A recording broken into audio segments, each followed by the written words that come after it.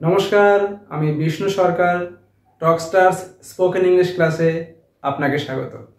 চলুন আজ আমরা শিখি কিভাবে সবথেকে সহজ উপায়ে ইংলিশে সেন্টেন্স বানানো যায়।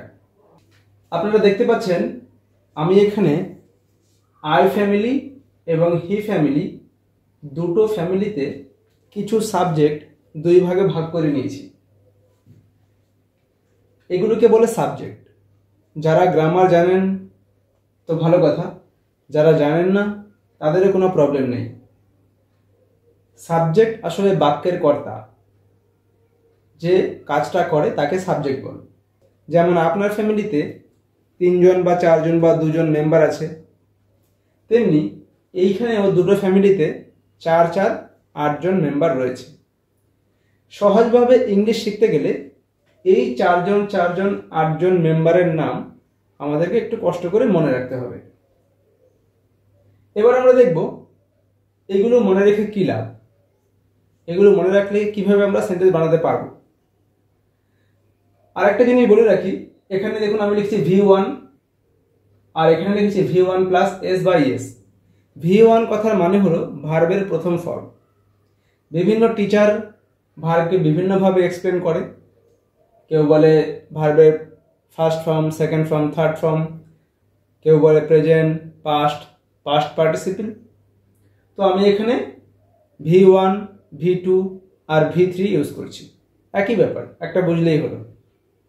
যেমন go, went, gone, like, like, come, came, come, do, did, done, go, went, gone. আপনারা নিশ্চয়ই জানেন এসব। এবার দেখুন, অনেকেই গুলিয়ে ফেলে যে এস কোথায় লাগাবে আর এস কোথায় লাগাবে না।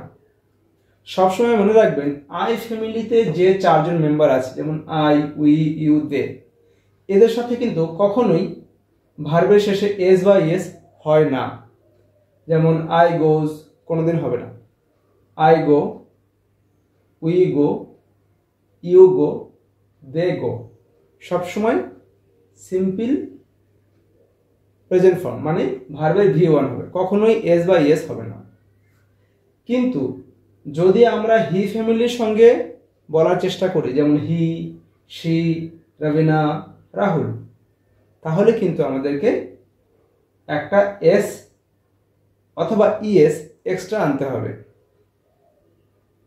এই 4 জন মেম্বার আসলে কারা? এরা হলো আমি তুমি ছাড়া এই পৃথিবীতে যা কিছু একটা আছে বা একজন আছে, তারা সবাই এই হি ফ্যামিলিতে এসে পড়বে।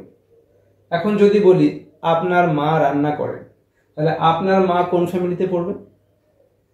অবশ্যই হি ফ্যামিলিতে, কারণ আপনার মা একজন, তাই এখানে হি ফ্যামিলিতে চলে আসবে। সে নরেন্দ্র মোদী হোক বা মমতা ব্যানার্জি হোক।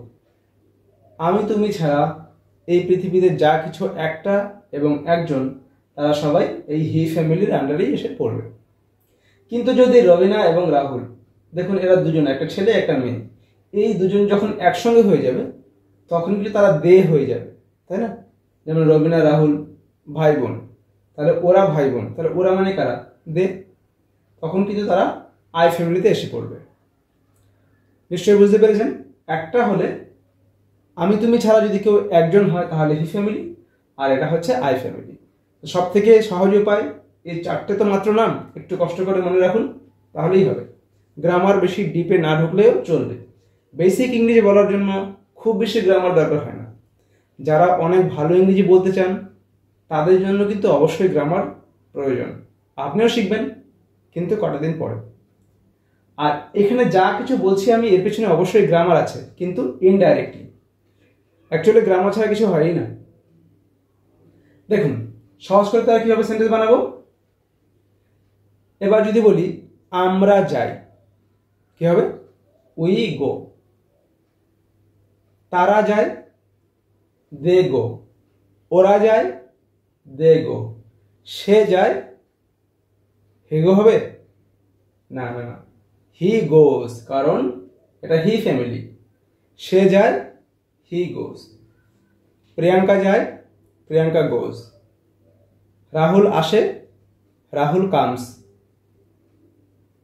তোমার বাবা খবরের কাগজ পড়ে, your father reads newspaper, রিডের সাথে কিন্তু একটা এস লাগাতে হবে। তারা খেলে, দে প্লে। তুমি বাজারে যাও, ইউ গো টু মার্কেট। এই এক্সট্রা শব্দগুলো আমরা পরে ব্যবহার করব বা আপাতত না করলেও চলবে। প্রথম দিন মাত্র দুটো শব্দ দিয়েই কিন্তু আপনি সেন্টেন্স বানাতে পারবেন। যাদের মনে ভয় যে আমি সেন্টেন্স বানাতে পারি না নিজের ইচ্ছা মতো, তারা কিন্তু এইভাবে সহজেই শিখতে পারেন। Subject plus verb plus object এত কিছু মনে না রাখলেও চলবে। মাত্র দুটো ওয়ার্ড বা দুটো শব্দ মনে থাকলেই কিন্তু সেন্টেন্স বানানো সম্ভব। ইংলিশটা আসলে অতটাও বেশি ভয়ের কারণ নয় যতটা আমরা ভয় পাই। একটু চেষ্টা করলে কিন্তু আপনিও পারবেন। আর এই ক্লাসটা যদি আপনার ভালো লাগে অবশ্যই কমেন্ট করে জানাবেন এবং বন্ধুদের সঙ্গে শেয়ার করবেন। আর অবশ্যই চ্যানেলটাকে সাবস্ক্রাইব করে বেল আইকনটি প্রেস করে রাখবেন। পরবর্তী ভিডিওর নোটিফিকেশন আপনার কাছে অটোমেটিকলি চলে আসবে। এইভাবে কিন্তু আপনারা আই ফ্যামিলি দিয়ে এবং হি ফ্যামিলি দিয়ে অনেকগুলো করে সেন্টেন্স বানাবেন। যেমন আই দিয়ে 5টা, উই দিয়ে 5টা, ইউ দিয়ে 5টা, দে দিয়ে 5টা, হি দিয়ে 5টা, শি দিয়ে 5টা, আর এখানে যে কোনো একটা মেয়ের নাম দিয়ে 5টা আর যে কোনো একটা ছেলের নাম দিয়ে 5টা।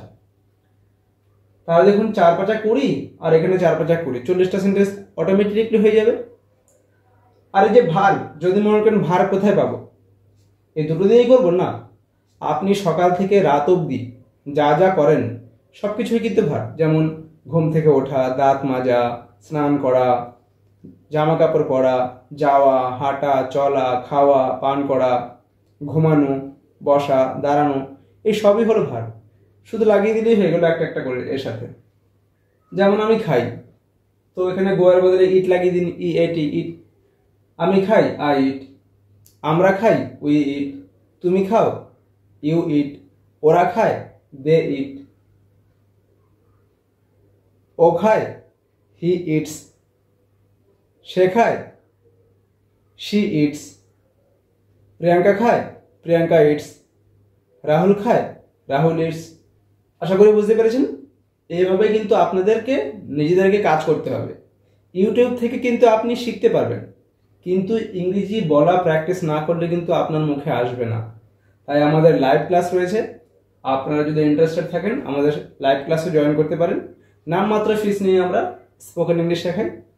আশা করি ভিডিওটি ভালো লেগেছে। Thank you for watching.